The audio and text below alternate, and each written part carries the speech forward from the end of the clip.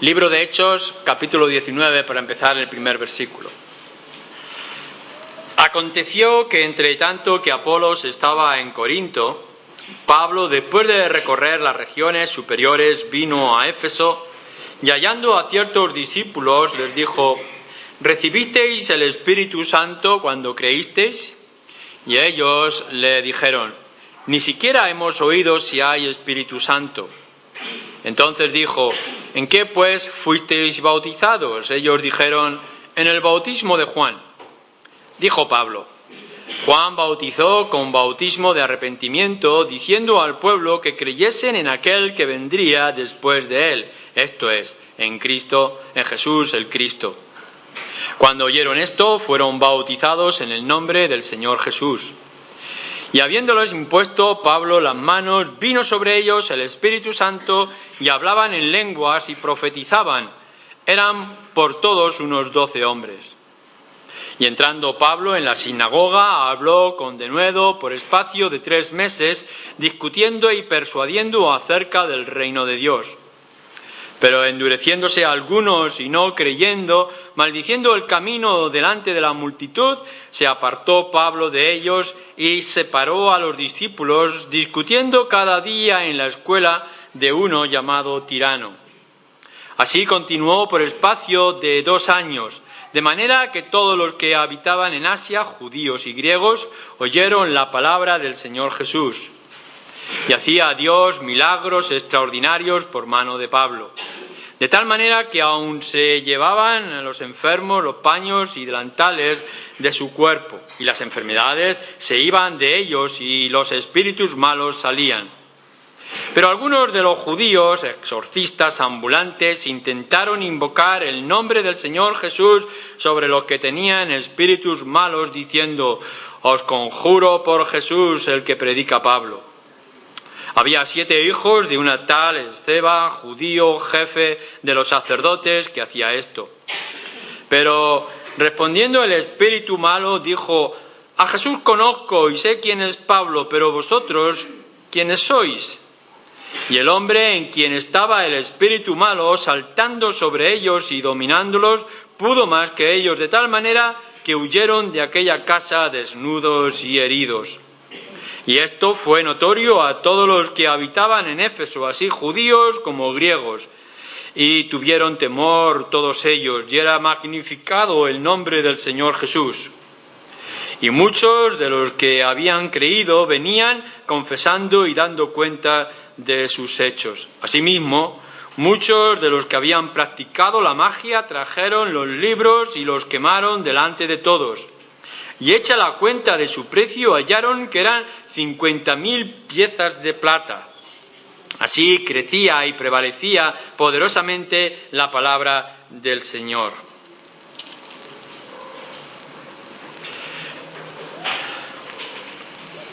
Bien, ya hemos visto cómo el Señor ha movido a Pablo a volver otra vez a aquella tierra de Éfeso que había estado visitando con anterioridad. Lo vimos después que Pablo tuvo que marchar a Jerusalén y a Antioquía para dar un informe de su trabajo misionero. Y ahora podemos ver que se ha encontrado con un grupo de creyentes que se reúnen y han encontrado también a otro grupo que era similar a ellos, pero que era el del bautismo de Juan. Ha hablado con ellos, han aceptado la instrucción y la dirección y los ha unido con los discípulos.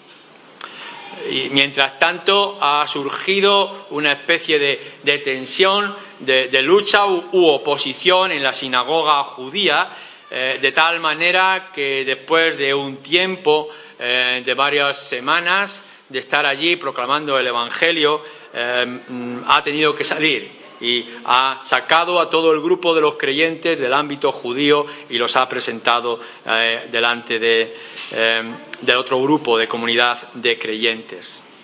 Veíamos, por tanto, cómo estos creyentes tienen que asimilar a aquellos que pueden ser recuperados con el Evangelio, pero a la misma vez tienen que hacer un frente claro con aquellos que se oponen al Evangelio, al Señor Jesucristo y al reino que se anuncia. Como hemos podido ver, la predicación, versículo 4, de Cristo Jesús, y también es el reino de los cielos, como se estaba anunciando, el reino de Dios. Ahora bien, el trabajo en Éfeso continúa. Todavía hay mucho que hacer y parece ser que Dios tiene aún puertas abiertas para la extensión del mensaje que estaban predicando. Hay que cambiar la estrategia cuando cambian las circunstancias. Y si eso lo hemos visto en tantos otros lugares anteriormente, Pablo sigue con esa misma actitud. Según las circunstancias será la estrategia siempre con la misma línea. Por tanto, nosotros que estamos en el siglo XXI y que tenemos que asimilar esos mismos principios, tenemos que ver que el mensaje no cambia, que anunciamos todavía el mismo reino, el mismo Cristo, la misma salvación por la fe, pero que el contexto va a variar dependiendo si nos encontramos en Occidente o en Oriente, si nos encontramos en países con una cultura religiosa o no, etcétera, etcétera. Y lo tenemos que ver también en nuestra propia ciudad de Ciudad Real. ¿Cómo tenemos que presentar el Evangelio? ¿Cómo nos encontramos?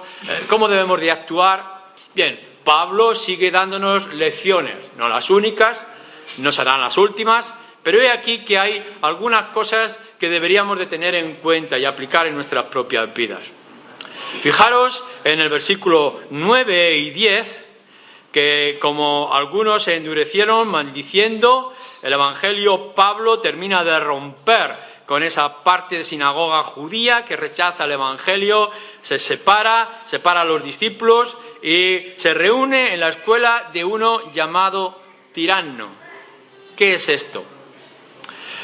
Bien, en aquel tiempo, en el mundo greco-romano, había lugares de enseñanza, de instrucción, donde hombres jóvenes buscaban la dirección de un filósofo, de un pensador o de alguna idea religiosa. En este caso, parece ser, algunos dicen que era un lugar donde un tal Tiranno enseñaba o que pertenecía a un tal tirano. El caso es que va a este lugar y dice, si no puedo predicar el Evangelio en este sitio, en la sinagoga, pues me iré a este otro lugar.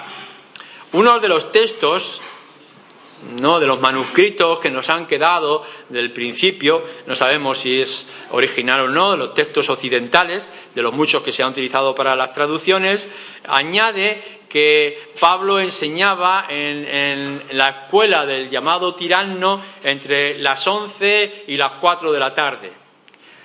Y por tanto algunos suponen que quizá las mejores horas ya las tomaba este filósofo y las peores, las de más calor, las más inconvenientes, las utilizaba Pablo. Pero esto no fue un impedimento para Pablo de proclamar el Evangelio.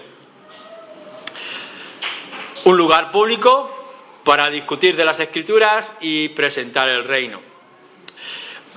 Lógicamente, si vosotros miráis en el capítulo 20 de este mismo libro y en el versículo 20, capítulo 20, versículo 20, Pablo, que está haciendo un resumen también a los líderes de Éfeso y de otras comunidades, dice, y como nada que fuese útil, he rehuido de anunciaros y enseñaros públicamente y por las casas. Es decir, que aquellos 2 años que Pablo iba a pasar en Éfeso, no solamente iba a discutir de las Escrituras en aquella escuela de Tiranno, sino que además iba a enseñar por las casas. Y eso implica que visitaría a la gente en sus diferentes domicilios o que tendrían también reuniones en casas los creyentes en diferentes lugares de la ciudad. La variedad de actividad de Pablo la podemos ver más adelante y la llegaremos a ver cuando lleguemos al capítulo 20. Pero aquí podemos ver una actividad concreta. Se establece el lugar de discusión, de evangelismo. Es el lugar de proclamación, de apologética. ¿Sería posiblemente esta escuela de Tiranno el lugar de adoración? ¿Era este sitio donde se iban a reunir los creyentes para adorar, para tener su culto a Dios? ¿O era el lugar estratégico que Pablo utilizaba para presentar el Evangelio a las gentes? Da a entender después que era el lugar público hacia afuera, sin quitar que tendría oportunidad de reunirse con los creyentes en lugares privados y particulares. Pero es un lugar de proclamación y de evangelismo. Miremos a Ciudad Real. Yo supongo, espero, que cada uno de vosotros tenga el deseo, el anhelo en su corazón de venir a ser parte de la iglesia, a tener vida de iglesia. No solamente que se conforme con un culto el domingo, de poder estar aquí con los hermanos, sino que podáis sentir cada uno de vosotros que es ser iglesia.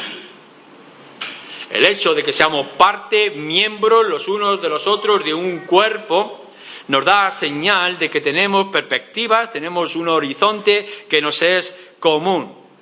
Ahora bien, en ese horizonte común, en esa vida en conjunto comunitaria que nosotros tenemos, vamos más allá de la mera adoración del domingo por la mañana o el domingo por la tarde.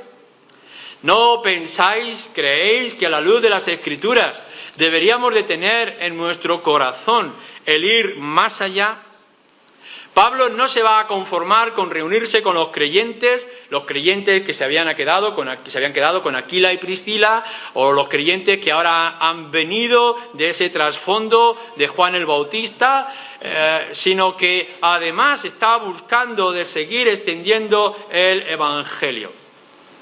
Veréis, es muy importante que entre en vuestras conciencias y que entre en vuestro corazón que el ser iglesia implica, en primer lugar, vivir el Evangelio. Que es verdad que tenemos que tener el Evangelio para adorar, que buscamos un sitio donde podamos levantar nuestras voces al Señor y adorarle, que necesitamos expresar delante del Señor lo que sentimos y la gratitud que tenemos. Pero tenemos que añadir el hecho de vivir en conjunto, de preocuparnos los unos por los otros, que el bueno y el malo de la situación que estamos afrontando lo podamos compartir. Es la vida comunitaria, es la vida de iglesia, la vida con un montón de miembros pero un solo cuerpo. Pero a la vez, en tercer lugar, es muy importante que tengamos la visión de salir y proclamar las buenas nuevas. Tenemos que salir a los lugares públicos. No penséis que sencillamente con abrir una puerta o dejar un acceso para la gente van a venir deseosos a escuchar la palabra. Tenemos que buscar los lugares donde la gente está y presentarle el Evangelio. Si tienen que ser las escuelas, como en este caso, o los centros sociales, o las plazas y las calles, o las cocinas de nuestras casas, tenemos que buscar toda oportunidad para predicar el Evangelio. No es suficiente, hermano, seas quien seas, con que estés aquí en esta tarde. Tienes que vivir la vida de iglesia y tienes que salir a la calle a proclamar las buenas nuevas. Pero lo que estamos viendo también en Éfeso no es únicamente el trabajo de Pablo y de los creyentes, no es el trabajo horizontal de los hermanos, sino que a la misma vez podemos ver la obra poderosa del Señor en medio de la ciudad con los creyentes, obrando y haciendo cosas extraordinarias. Hemos leído en nuestro texto con aquellos poderes extraordinarios que estaban ocurriendo en medio de ellos.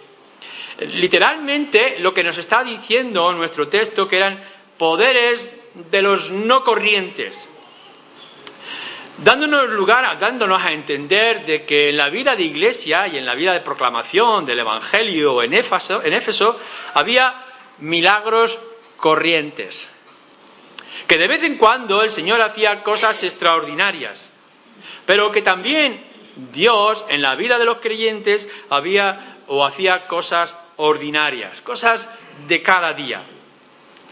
Las extraordinarias no las haría siempre.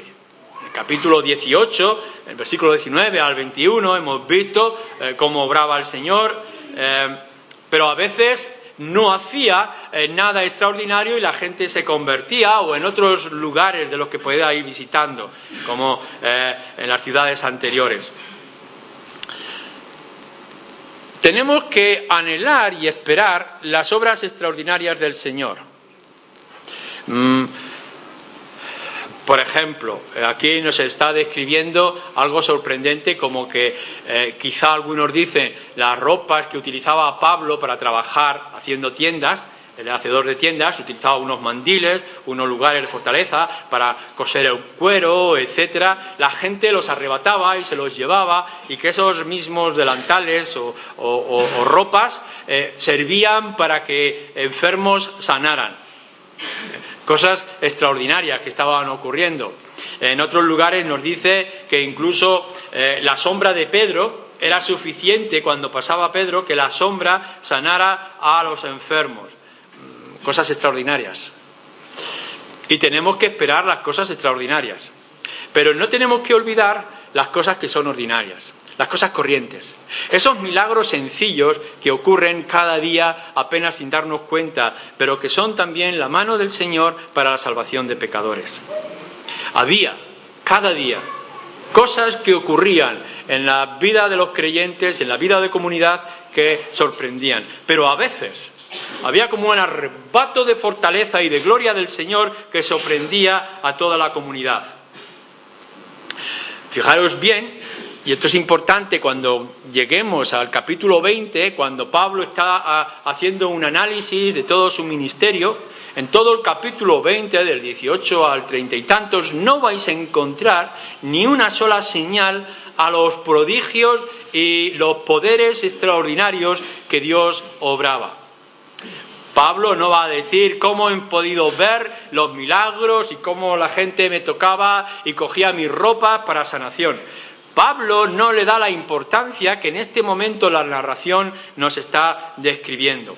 Lo que sí vamos a ver, por ejemplo, si miráis en el capítulo 20, versículo 19, dice: sirviendo al Señor con toda humildad y con muchas lágrimas y pruebas que me han venido por las asechanzas de los judíos, nos dice. O el 24, pero de ninguna cosa hago caso ni estimo preciosa mi vida para mí mismo, con tal de que acabe mi carrera con gozo y el ministerio, el servicio que recibí del Señor Jesús para dar testimonio del Evangelio de la gracia de Dios.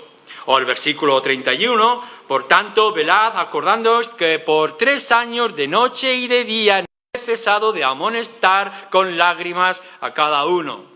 O en el 34, antes vosotros sabéis que para lo que me ha sido necesario a mí y a los que están conmigo, estas manos me han servido. En todo os he enseñado que trabajando así se debe ayudar a los necesitados y recordar las palabras del Señor Jesús, que dijo: más bienaventurado es dar que recibir. La conclusión que nosotros podemos sacar de la descripción del trabajo y del ministerio que Pablo ha estado desarrollando en Éfeso es de su propia persona, lo que él ha estado haciendo, cómo él se ha volcado, que ha estado sirviendo al Señor, visitando con lágrimas, con esfuerzo, hasta gastarse, proclamando el Evangelio. Si algo tendríamos que analizar de las características del trabajo de Pablo en Éfeso es su propia persona, se ha volcado por completo, y la proclamación de las buenas nuevas. Y tenemos que buscar esta actitud.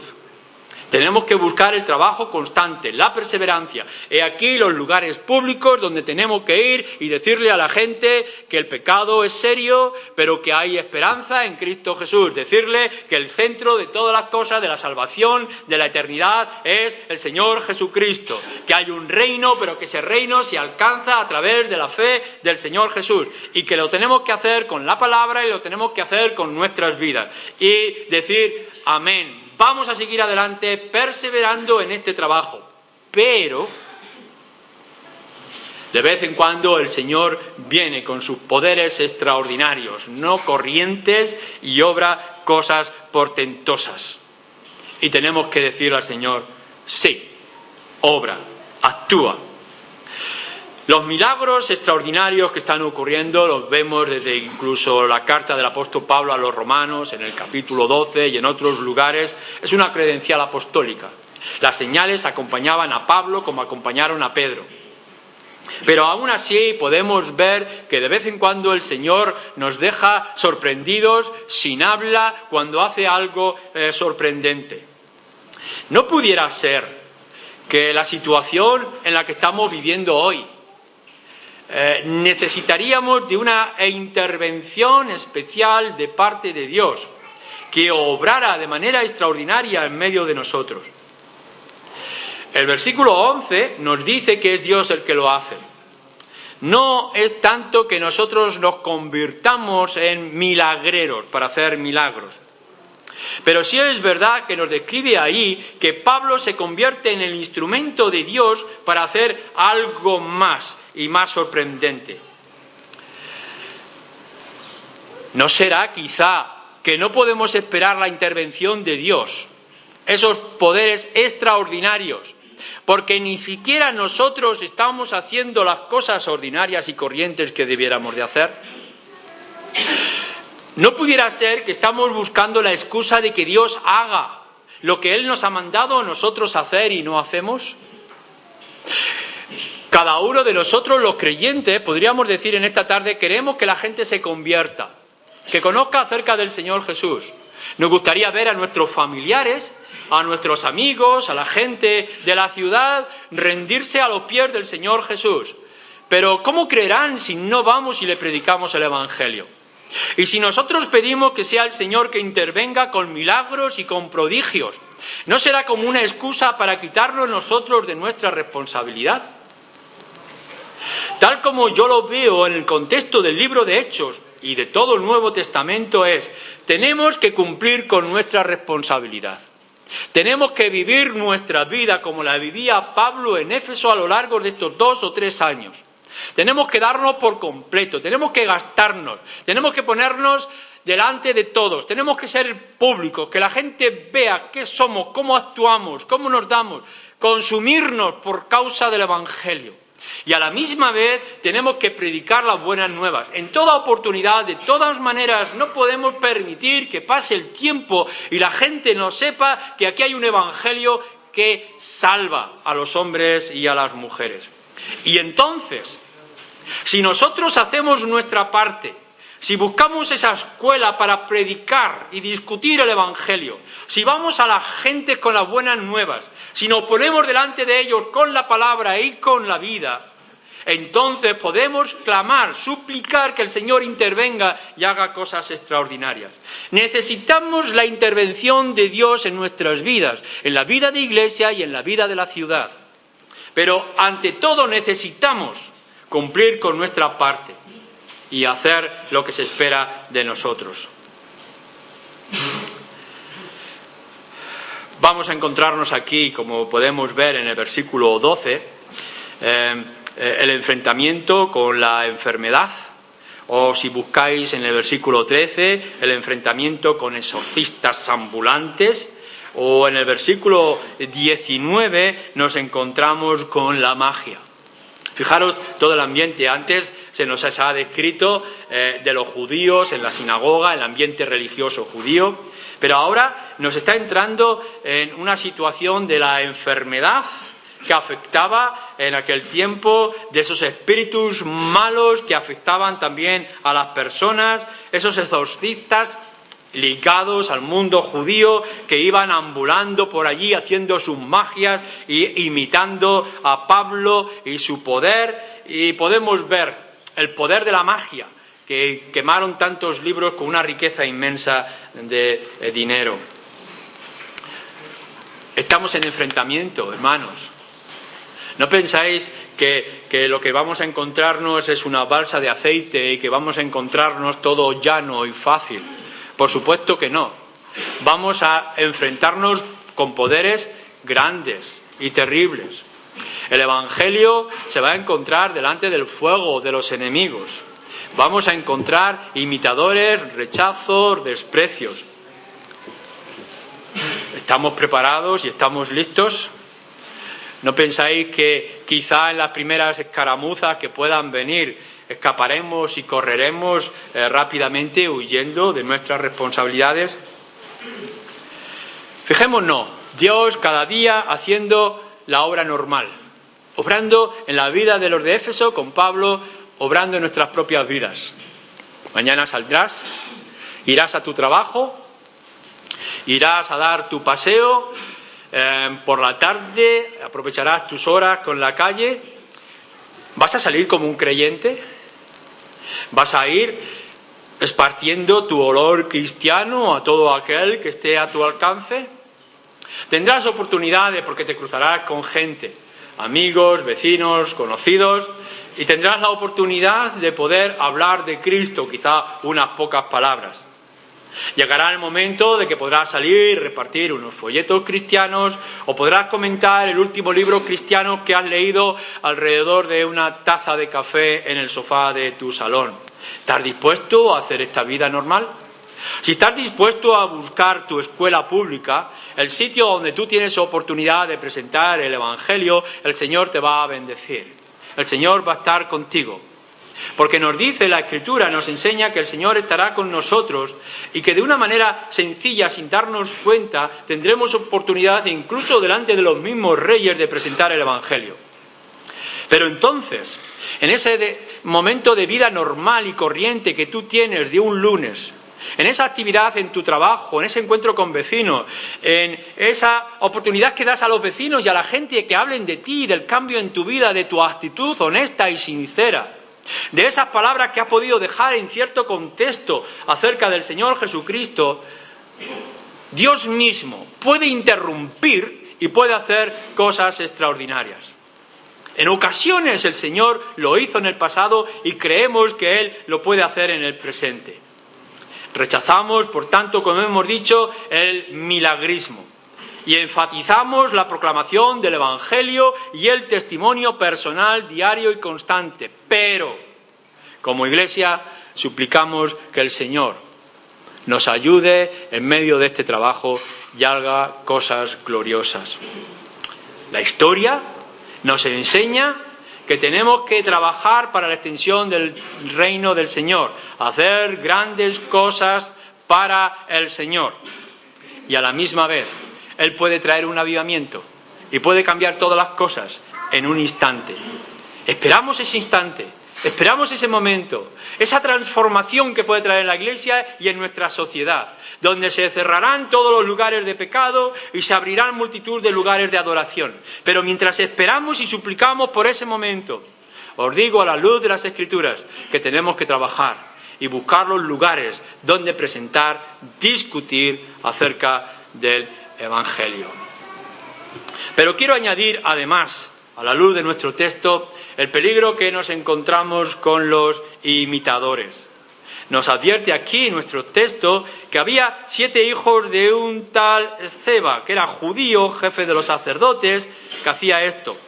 ¿Y qué es lo que hacían? Dice que eran exorcistas ambulantes, intentaron invocar el nombre del Señor Jesús sobre los que tenían espíritus malos, diciendo: os conjuro por Jesús, el que predica Pablo. Fijaros bien, este judío, Esceva, que era importante, quizá, o que él mismo se daba la importancia en medio de los judíos, tenía unos hijos que utilizaba o que quizá como familia tenían como negocio hacer curaciones y milagros o imitaciones de milagros, y han visto, he aquí curioso, que Pablo tiene algo especial que le hace librar de enfermedades y de espíritus malos a la gente. Y ellos mismos dicen: ¿por qué no adquirir el mismo poder o el mismo espíritu o el mismo Dios que tiene Pablo para nosotros hacer nuestro negocio? Es verdad que cuando esos espíritus diabólicos que estaban en aquellas personas ven a aquellos 7 hermanos haciendo aquella pantomima de curación, dicen: nos conocemos. Y salen disparados, desnudos y maltratados. A Pablo sí sabemos quién es, sabemos en el nombre de quién viene, pero vosotros no sabemos quiénes sois. Lo que sí nos interesa a nosotros es que hay imitadores, que hay gente que copia lo que el Señor está obrando. Y esto ocurre en el día de hoy y ocurre con todas las religiones. Quieren imitar a Pablo y quieren usar el nombre de Jesús con una apariencia para su propio beneficio. Si cogemos el contexto de Éfeso, de aquellos copiadores de Pablo, y lo trasladamos a nuestra sociedad del presente, nos podemos dar cuenta de que no es nada extraordinario y que no es nada diferente. Hoy en día, mucha gente se va a levantar en el nombre del Señor Jesús y utilizarán el mismo lenguaje y las mismas formas, las mismas actitudes que se utiliza en la Escritura o que utiliza el mundo cristiano, las iglesias evangélicas. Pero debemos de recordar que son una mera imitación. Que habrá gente que está proclamando el Evangelio y la apariencia de Evangelio por sus propios negocios, que en su deambular, en su negocio ambulante, estarán haciendo las cosas no para la extensión del reino y no para la gloria del Señor, sino para su propio beneficio. ¿Tenemos nosotros la capacidad de poder distinguir el espíritu falso del espíritu verdadero? ¿Podremos distinguir el nombre del Señor en los labios del mentiroso, codicioso, negociante ambulante del verdadero que proclama el Señor? He aquí un pobre hombre que está poseído por malos espíritus, que cuando ve a aquellos tres magos haciendo de sus cosas, puede distinguirlos y rechazarlos.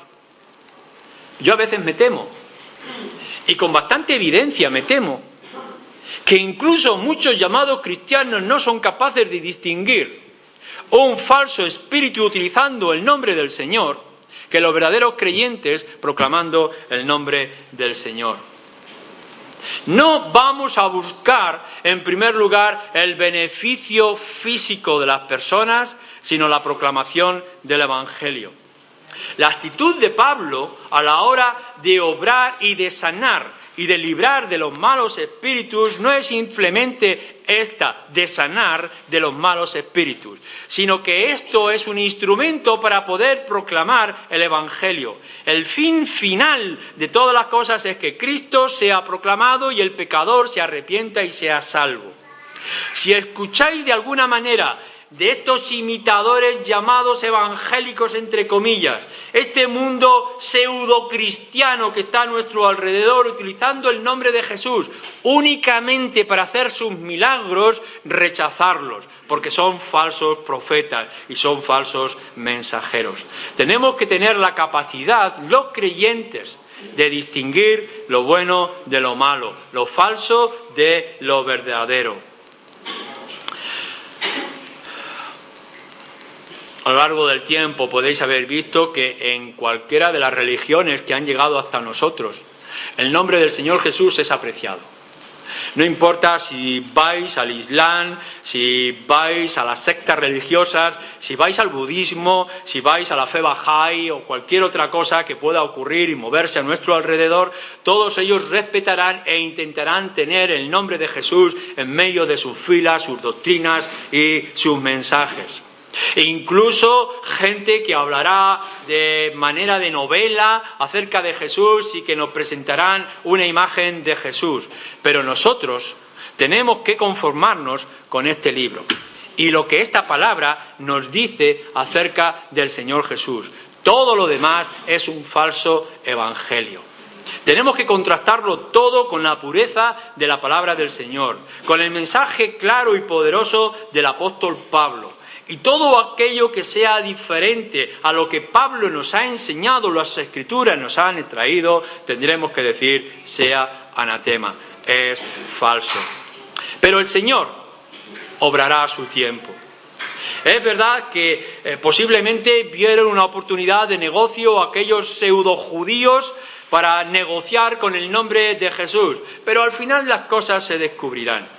El Señor tendrá que obrar a su tiempo y mostrar los que son suyos y los que no son suyos. A lo largo de la historia la Iglesia ha sido maltratada, ha sido despreciada, ha sido confundida y se le han puesto ropajes que no le pertenecían. Pero la Iglesia del Señor permanece y sigue firme. Y tenemos que dar gracias al Señor de que todavía estamos delante de Él. Él mostrará lo que es falso, pero Dios quiera que en su voluntad ninguno de vosotros seáis considerados como falsos o engañados por los falsos proclamadores del nombre de Jesús. Esto sí, fijaros bien, en el versículo 7, a pesar de todo este ambiente en la ciudad de Éfeso, nos dice, el versículo 17, y esto fue notorio, todo lo que estaba ocurriendo, a todos los que habitaban en Éfeso, así judíos como griegos, y tuvieron temor todos ellos, y era magnificado el nombre del Señor Jesús. Todo lo que Satanás en su astucia tiene o quiere añadir para destruir y dañar la obra del Señor, la Iglesia, el Señor lo puede transformar para la proclamación del Evangelio. Si volvéis hacia atrás y recordáis a Pablo en esta escuela, lo podemos ver en la influencia para griegos de todos los lugares. Todos los griegos alrededor, toda la sociedad a su alrededor escucharon el Evangelio en la escuela de aquel hombre llamado Tirano. A la misma vez, todo el intento de daño que quisieron hacer acerca de la Iglesia se convirtió en una notoriedad. Todo el mundo hablaba. A veces, algunos de vosotros habéis llegado y habéis dicho, me preocupa que hablan mal de los cristianos por la televisión. Y que siempre esos alarmantes buscadores de noticias buscan lo más sobresaliente, lo más exagerado del mundo evangélico para hablar de los evangelios, o de los evangélicos, de los cristianos. No os preocupéis. Vosotros ser firmes y que vuestro testimonio y vuestro mensaje sea claro. No os preocupéis de lo que digan. Esos falsos imitadores que salgan del Evangelio al final harán que hablen de nosotros y que hablen del Evangelio y que nos den oportunidad de proclamar las buenas nuevas. Y cuando puedan ver en su momento el poder de Dios manifestándose en medio de la sociedad, entonces, como nos dice aquí, se producirá el temor. Ese temor que prepara a las gentes para recibir el verdadero Evangelio. Y entonces van a magnificar, van a alabar a aquel que nosotros anunciamos y proclamamos. Esto es lo que nosotros esperamos. Que no seamos indiferentes, que no seamos anónimos, que podamos salir al mundo con fidelidad, esperando la gloria del Señor, y dejemos que el Señor produzca el fruto a su manera y a su tiempo. A nosotros no nos corresponde tomar el fruto, a nosotros nos corresponde sembrar el Evangelio y confiar en que el Señor haga su obra a su tiempo. Pero qué resultado más extraordinario es cuando vemos aquella inmensa multitud de la que nos ha hablado en un principio, el resultado de la discusión en la escuela de Tirano, y el resultado de toda esta tensión con la magia, los espíritus y los imitadores. El versículo 19 nos dice que trajeron un gran montón de libros de magia y los quemaron delante de todo. Es un rechazo al paganismo y al ocultismo y un venir a la fe y a la conversión. Nuestra sociedad está caminando en la actualidad al paganismo, al ocultismo, a la diferencia del Evangelio. Crece más el rechazo a la fe cristiana que las conversiones a los cristianos. Estamos viviendo en tiempos muy duros y muy difíciles, pero no nos corresponde a nosotros el resultado. A nosotros nos corresponde el trabajo y esperar en la misericordia del Señor. Y entonces Él traerá el resultado a su tiempo. Versículo 18. Y muchos de los que habían creído venían confesando y dando cuentas de sus hechos. Creyendo, confesando y dando pruebas de sus hechos. Cuán importante y crucial es la evidencia de tu conversión en la sociedad en la que vivimos. ¿Ha hecho efecto el Evangelio en ti? Es decir, ¿has puesto tu fe en el Señor Jesucristo como tu Salvador y tu Señor? ¿Es esto una realidad en tu vida?